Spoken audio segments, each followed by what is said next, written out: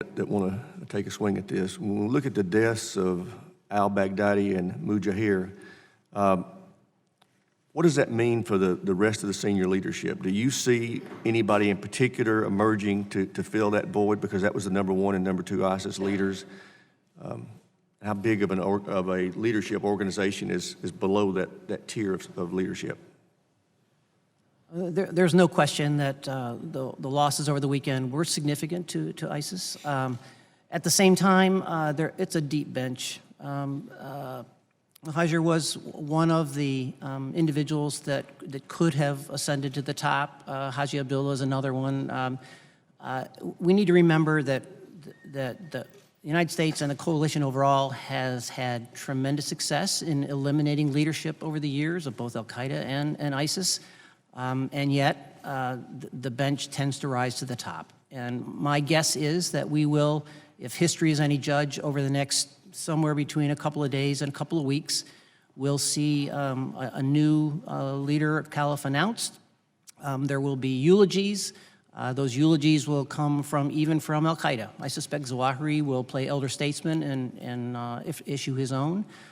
We will see calls for attacks against Western interests. Typically, that doesn't amount to a great deal in the near term. And then we will see requests for the branches and the affiliates to swear allegiance to the new leader. That's what we'll be watching very carefully to see how this individual consolidates control going forward. During this period of time before that happens, how effective do you think ISIS will be at carrying out attacks? Or do you think they will be kind of in a pause period? I actually don't think it will have much impact. If there were significant attacks that were in the planning, that planning will continue. It won't have that much effect. Can you give the committee an idea about how large a number of fighters comprise ISIS, and how many of those are in prisons? As I mentioned, there are 20-odd ISIS branches and affiliates around the globe. They may be as few as hundreds. They may have as many as thousands in the case of ISIS Khorasan. We believe that within Syria and Iraq, there are at least 14,000 ISIS fighters. And that's an important number because 5-6 years ago, when ISIS was at its low point, they were down under 1,000. So to us, this tells us that the insurgency has a lot of options. Within the prisons, the SDF had roughly 10,000 ISIS prisoners in 15, 20 prisons in Syria. Roughly 2,000 of those were foreign fighters.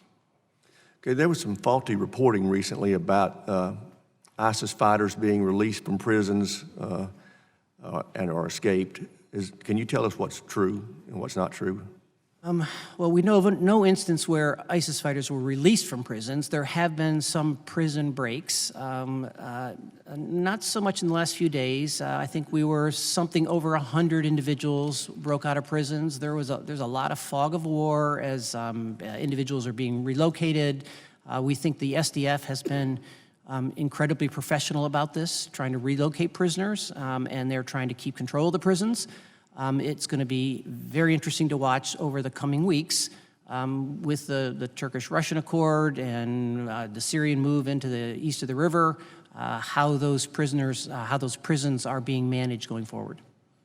Outside of al-Qaeda and ISIS, what affiliate organizations are you most concerned about? I'm sorry, sir? Outside of ISIS and al-Qaeda, what affiliate organizations are you most concerned about? Well, the entire Shia side of the house, so certainly Iranian-backed Shia militia groups and Hezbollah and so forth. As I mentioned, as my colleagues have mentioned, the homeland violent extremist individual threat is amongst the greatest that we worry about. Okay, great. I'll use my closing seconds to welcome our newest member to the committee, Representative Bishop.